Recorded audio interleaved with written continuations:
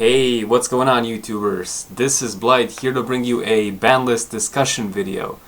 Now, I was planning on doing a live reaction for the Banlist, but unfortunately the Banlist in my time zone came very late and I wasn't at home, so I didn't get to do the whole live reaction thing. But what can you do? At least I can bring you this discussion and share some of my thoughts on the new Banlist with you guys. So let's get straight into it. First up we have forbidden cards. Now it should be noted that all of the cards that were forbidden or limited in the adjusted ban list, which came out about I think 2 months ago, they're all on the current ban list, so there's no changes there, and I don't feel like we need to discuss those. So that is Performa Mage Damage Juggler, Performa Mage Blushfire, and Talonite Ptolemaeus. Those were all banned on the adjusted list, and they are also banned on the real forbidden and limited list for April 2016.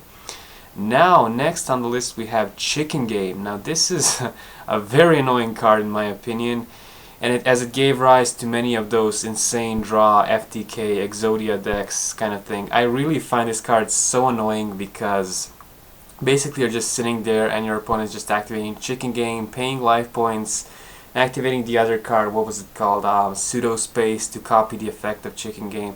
It was really kind of unfair, and it's one of those decks I really hate playing against, especially online, because I'm just sitting and like, okay, is this even Yu-Gi-Oh, or what am I doing?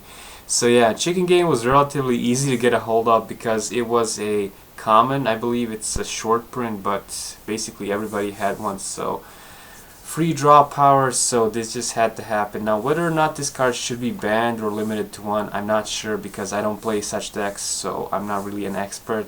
But I'm glad this is banned because it is pretty annoying, so yeah.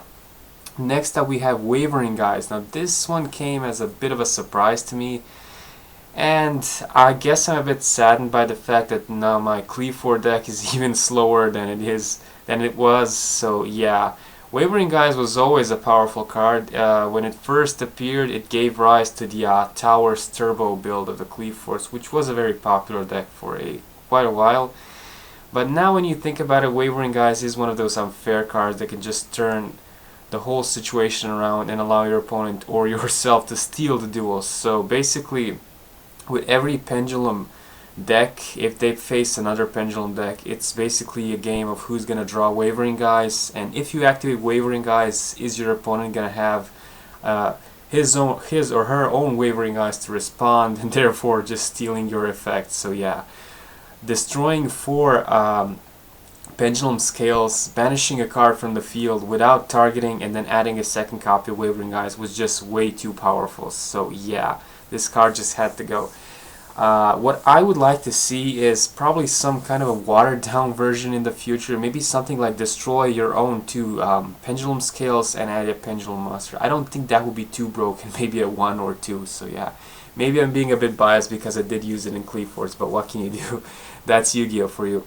And that is it for the forbidden cards. Now moving on to the limited ones, we have Luster Pendulum, the Draco Slayer. Again, this is from the adjusted list, so we'll just skip right through. Performapal Monkey Board and Performapal Skullcrobat Joker. And now a card that I really didn't expect them to limit because it's still a relatively newer structure deck. That is Wisdom Eye Magician. Now he debuted in the Odd Eyes Magicians or Master of Pendulum structure deck, and is a key card for that for their strategy because it just accelerates the deck and gives you access to easier rank 4 plays. And yeah, so Wisdom Eye Magician to 1, Skullcrobat Joker to 1. Now this is really hurting that deck. They also lost Wavering Guys, and of course they lost Damage Juggler and whatever they used to play, Blushfire, yeah. So yeah, this deck has severely been hit, and I know quite a few people at my locals do run this deck, and they're probably going to be pretty annoyed because Wisdom Eye is now at 1. But what can you do? That is the ban list for you. I myself have never played the deck, so I don't know the full extent of Wisdom Eye Magician's effect that will have on the deck because it's now at 1, but I'm guessing they're not going to be very happy about it, and it's going to slow the deck down significantly. Next up, Elder Entity Norden. Now this card, I gotta say I'm glad they limited this to 1, because if they banned it, it would be kind of unfair, because if it's at 1, you get to pay 1000 life points with the instant fusion, and then you get to go into a rank 4 exceed basically for free, which is an easy rank 4. That, in my opinion, at 1 isn't too broken. If they plan on banning it in the future, I'm okay with that too, as long as they don't touch instant fusion, because I'm so glad that they actually limited Norden and not instant fusion, because instant fusion is used in a lot of other decks. For example, I use it in Cyber Dragons to bring out Panzer Dragon, which then allows me to go into an easier exceed play into Nova and then Infinity, because yeah, so limiting instant fusion would have really upset me, but limiting Norden is just fine in my opinion. It's fine at 1. It's one of those cards you can just play once and that's it. And next up, a card that we haven't seen in aeons, and that is Thousand Eyes Restrict. A very interesting fusion monster. I used to really love this card as a kid, probably because Pegasus used it, and it was banned for like forever because its effect was considered too powerful at the time, and it gave rise to the GOAT control deck. Now, I myself did not play Yu-Gi-Oh! Competitively back then, so I don't know the full extent of that deck's power. But what I can say is they didn't really have to wait this long to unban Thousand Eyes Restrict, because it really doesn't do too much for the current game. Because again, like Norden, you're gonna pay 1000 life points with the instant fusion, summon Thousand Eyes Restrict, and then basically steal a monster or get rid of a monster. Kind of like Silent Honor Arc, but this is like a beta version of Silent Honor Arc. Now, unfortunately, you'd have 0 attack, or you wouldn't have 0 attack. You'd have the attack of the monster, but you cannot attack because you used instant fusion, and you would get destroyed in the end phase. So basically, it's pay 1000 to get rid of a monster on the field. And nowadays, you can't really target anything because Cosmo are immune to targeting, and if you target a Monarch, they're probably just gonna tribute it anyway, or if they have March of the Monarchs or whatever it's called, you won't be able to target them at all. So yeah, Thousand Eyes Restrict at 1 is probably no problem. I can probably picture this card going to back to 3 slowly, kind of like Magician of Fate and other cards of that kind. So yeah, but maybe they wouldn't put it like 3 because technically you can steal your opponent's monsters and stuff. So yeah, I don't know. It just doesn't seem like it's broken at the current meta, because the Yu-Gi-Oh game has evolved so much, and this is a very old card. So yeah, I'm kind of glad it's back because I like the monster. Maybe I'll get one just just for fun. So yeah, next up we have Ignister Prominence, the Blasting Draco Slayer, and this is a very powerful synchro monster because it not only allows you to destroy your opponent's scales or your own if need be, it also allows you to shuffle a card from the field back into the deck without targeting. So this is an extremely powerful synchro monster, and limiting it to 1 just seems kind of fair, because if your opponent can Veiler it or get rid of it in some other fashion, then they're pretty much safe. And once you get rid of one Ignister, you really don't want to see him again. So this card at 1, in my opinion, is very fair. So yeah, it shouldn't be banned because it's a good synchro monster, but it's not like godly or anything. So yeah, at 1 it's just fine. Next up, Draco Face Up. Wow, this card is extremely powerful, and I'm kind of glad they did slow down the Draco Pals quite a bit by limiting this to 1. This card was so well thought out because it is literally immune to Vanity's Emptiness, because you can just choose to put the monster your opponent selected into the pendulum zones, so therefore you don't have to special summon it, and this card cannot be stopped by Vanity's Emptiness. So yeah, this card is extremely powerful. It gets the whole Draco Pals engine going. So yeah, it really needed to be at 1. Maybe even ban, I don't know. But at 1 I guess it's fair. It's not fair that they completely wreck a relatively new deck that's still getting new support, because there's gonna be some new Draco Slayers and Draco Pal. Draco Slayer and Draco Overlords, or whatever they're called. So I'm guessing that's why it was left at 1, so the deck could still function.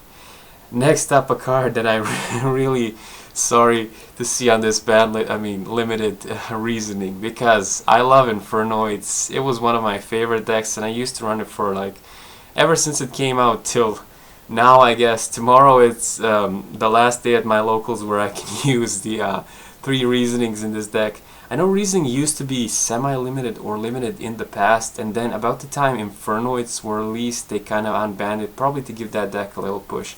But nowadays this card is really problematic because Cosmo can use it, and Cosmo have monsters of all different levels, so there's really a 1 in a 9 chance your opponent is gonna guess correctly which level is gonna be excavated. So yeah, it basically means a free special summon of a relatively powerful, potentially powerful monster like Dark Destroyer for virtually no cost. There's no pay, I don't know, 2,000 life points to activate Reasoning, or you don't even have to tribute a monster like you do for Monster Gate. So yeah, I really wish they put Monster Gate to like 2, because then Infernoids wouldn't be hit that hard, or at least Charge of the Light Brigade. But yeah, Reasoning to 1 means I have to retire from using Infernoids, but what can you do? So yeah, next up, Upstart Goblin. Now this one was also a surprise, but I guess it's because of all the FTKs and stuff. Upstart Goblin was always that card that lets you cut your deck down to 37 cards and give you that extra bit of speed you might need to facilitate OTKs or get your strategy going. I used to use it in a lot of decks like most people, but yeah, now that it's a 1, it's so weird. Like, it begs the question, are you even gonna use 1? Because 1 doesn't really do much. So yeah, I've seen it used a lot in the Exodia and FTKs now lately, but so probably that's the reason why it was banned. So yeah. Next up we have semi-limited cards, Debris Dragon, and this one is an interesting tuner because it always allowed you quick access into Black Rose and stuff like that. It could also go potentially for Exceed summons. This card was kind of I think it was limited for like forever, since the age of Synchro till like throughout the Exceed age and stuff. I haven't used it much. I think I used it a couple of times in some fun deck that I had just to bring out Black Rose. So yeah, this being to 2, I guess it's gonna help out the Synchro deck where like planned Synchros and stuff. So it's a pretty good choice for fun decks, and seeing as we're still getting good Synchro monsters such as the what was it called? Stardust Charge Warrior, the one that lets you draw a card. So yeah, this is probably the reason why they put this to 2, maybe to give some of these fun or rogue decks a chance. So yeah. Now Allure of Darkness, and this was a real surprise because this card is extremely powerful. It's an all-out good draw spell for any dark deck that ever was and ever will be. And I'm kind of glad they put this at 2, because now my red eyes are going to be a bit faster, because I always prefer Allure of Darkness over the red eyes draw spell. I could just never get a red eyes monster and a draw spell at the same time. So yeah, this is gonna help out Burning Abyss, but also Blackwings. I know a lot of people who play Blackwings at my locals were like overjoyed with seeing Allure of Darkness, because if they can open with Allure of Darkness, it's probably gonna mean they're gonna draw into a Black Whirlwind and get their whole strategy going. So yeah, I'm not sure why they did this. Maybe to push Burning Abyss a bit, because they are struggling with the current meta being Monarch dominated and Cosmos. So yeah, Allure of Darkness is a pretty cool card, and I'm gonna have to get a second copy now because I only have one. So yeah, pretty interesting, and I'm interested in seeing how this particular card at 2 is gonna impact the meta. Is it gonna bring back some of the older decks by giving them more draw power? I'm not sure, but yeah, I guess it's pretty interesting. And next we have Emergency Teleport. Really, at 2. This card, we're all aware of how powerful this card is. You basically get a free special summon, and a lot of decks these days use this card, like Cosmo and Super Quantums, and then they use Super Quantums in Monarchs to help with the brick hands. So yeah, this card is extremely powerful. I was actually thinking, are they gonna ban this or limit it to 1? But it was only semi-limited. I guess they still want Cosmo to have a lot of options, and I guess since Super Quantums are a relatively new deck and the engine is now used in Monarchs, they don't really want to hit that too much because it's still relatively new, and people finally have an easier way to get Emergency Teleport because it was reprinted quite a few times. Like, there's a reprint in High Speed Riders, not Raiders, Wing Raiders, and then there's also the one in the Premium Gold 3. So yeah, it's relatively easy to get now, so people probably want people to experience using multiple teleports now that it's easier to obtain. So yeah, now I am planning on building a Cosmo deck. I was never really a fan of the deck itself, but what can you do now? I mean, I don't really have any competitive deck, and I do plan on going to some regionals, so might as well build Cosmo now. So yeah, and now we have Unlimited Dark Magician of Chaos. Well, now this is interesting. This was a pretty cool card. I used to love it as a kid again because it's an old school card, but it was banned forever. Its original effect was extremely powerful, but it has since received an errata, and it received an errata quite a while ago in the OCG, but the TCG didn't really follow until Yugi's Legendary Decks. I think that's the first set where they put the errata version of Dark Magician of Chaos. Now it's a lot less powerful than it used to be because the search effect activates in the end phase and you can only do it once per turn. So yeah, and it is still a level 8 monster, not too easy to summon. But now the Dark Magicians are actually becoming an archetype of their own with the new support in the OCG. I am interested in seeing if Dark Magician of Chaos can make a return and be actually a very useful or key combo piece in their deck. Now I don't know how the Dark Magician work. I have faced them like maybe a couple of times online, but not enough for me to get an insight of how the deck actually works and how Dark Magician of Chaos at 3 is gonna help them out. So yeah, but it's still interesting to see an old card, and I do have one copy, so I am happy because it's always nice when you have a card and then they unban it and then you can potentially trade it or something. So yeah. Next we have Traigo Dia, was semi-limited and is now at 3. Traigo Dia was a pretty good card in the format where we had Hieratics and Chaos Dragons because it was a relatively good hand trap. At that time the metagame was a lot slower than it is now, and you could just use Traigo Dia to protect you and stop OTKs. It also could change its levels, so it allowed for easier exceed summoning, and it had the effect to steal your opponent's monsters if you can discard a monster of the same level.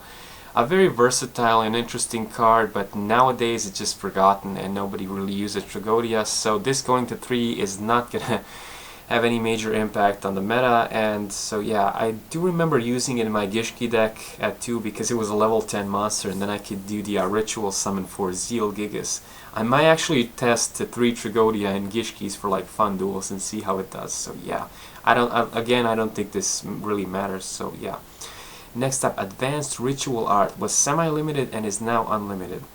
And this is an interesting card that I remember seeing a lot in the Herald of Perfection decks because it allowed you to just send Gyakuten Megami or some other random normal monsters so you could easily ritual summon the Herald. But outside of Herald, I don't think this card had much use. And nowadays ritual monsters are pretty much dead since Necros were heavily hit. Now the only ritual monsters currently worthy of mention are the Prediction Princesses, and that's a pretty interesting deck that's gonna get more support in the next set because in the OCG they now have a monster that searches out flip monsters when it's normal summoned, and all of the Prediction Princesses are flip monsters, and they also use Pot of Taboos. And of course they're gonna get the almighty Pre-Preparation of Rites, which not only lets you add a ritual spell card, but also the ritual monster that's listed on the ritual spell. So quite a powerful card, and with this Prediction Princesses are gonna be able to compete at least a bit, maybe as a tier 2 deck. I'm not sure because I haven't tested it. I did play against one of my friends and it was pretty scary because if they get the ritual monster and Pot of Taboos, then you never know because they have the potential to just Raigeki your whole field or just look at your hand and then bounce one card back into your deck. It's very nasty, so yeah. But I'm getting off topic. Advanced Ritual Art, I don't think it's going to do anything major at 3. Maybe help out people who were using the Herald of Perfection deck. But yeah, this card was kind of like, how should I say, it's past its time, so yeah, it's really doesn't really matter if it's at 3. Maybe if ritual monsters get a new archetype and then this card becomes abusable again, then they were probably limited or something. I can probably see Pre-Preparation of Rites semi-limited or limited at some point because that card has a lot more potential than Advanced Ritual Art, at least in the current meta. And last but not least, we have Crush Card Virus. Now this card used to be extremely powerful and its effect was very deadly because it would just devastate your opponent's hand, and then you check your opponent's draws and destroy all monsters with 1500 or more attack. But it has received a heavy errata and now it's really not that dangerous. Nowadays it works like this: you tribute a monster that has dark monster that has 1,000 or less attack, and then you check your opponent's hand and field, destroy all monsters with 1,500 or more attack, but then your opponent doesn't take any damage until the end of the next turn. So even if you activate it during your opponent's turn, you still will not be able to damage them during your turn. And also, your opponent has the option of destroying up to 3 monsters with 1,500 attack or more from their deck. So that can help them set up some plays and fill their graveyards. So basically this card really isn't that good unless you're using it with like heroes. If you have Dark Law on the field and then you use this, and then you can potentially devastate your opponent's hand. But yeah, now the Crush Card Virus is a 3. I guess people who enjoy playing Doom Virus Dragon are happy, because now finally you can use the Fang of Critias to summon multiple Doom Virus Dragons. And Doom Virus Dragon's effect is actually the original effect of Crush Card Virus before it was errata. So this is pretty interesting. I don't think this card is going to change anything at 3, but yeah, I haven't seen it used in a very long time. I remember using it in my hero decks, and then it was pretty useful against Cleaforce because all of their monsters had a lot of attacks, so you would potentially be able to get rid of your opponent's entire hand if you're going up against Cleaforce. But yeah, that was it for the ban list. There's really not too many changes. Like, they didn't really bring back any older deck. They hit and slowed down Draco Pals a bit because that deck was pretty overwhelming. It was literally immune to bad hands from what I saw, because I've never seen them brick or any. They can always do something. So yeah, that's the kind of deck it was. Cosmos are still a thing. They were hit, but I mean, if you count in the reasoning and the emergency teleport, so that's 3 cards less for Cosmo. But then they're probably going to get more support, and then they're just going to fill up those spots with the new support. So basically Cosmo is still very, very good. It's a tier 1 deck. I actually plan on building myself, like I said before. So yeah, Monarchs were not hit at all, unless you count the Upstart Goblin, because I know they used it to gain some speed because they have a lot of issues with brick hands. So yeah, basically Monarchs are still a force to be reckoned with. So not too many changes. This was a pretty decent and okay ban list, nothing major. I'm expecting probably the next one to be the one that's gonna devastate most of the decks, kind of like what had happened with Shadal's and Burning Abyss and Cleaforce on the previous ban list. So yeah, now I am interested in hearing your thoughts about the ban list. How do you think it's gonna impact the current meta? Do you think some decks are gonna make a comeback now that Allure of Darkness is a 2? How does this affect your decks? Like, are you hit or are you happy because of these changes? I want to hear all your thoughts. You can put them in the comments section. I'll be sure to reply. And I hope you guys enjoyed this discussion video, and stick around for more Yu-Gi-Oh stuff. Bye bye.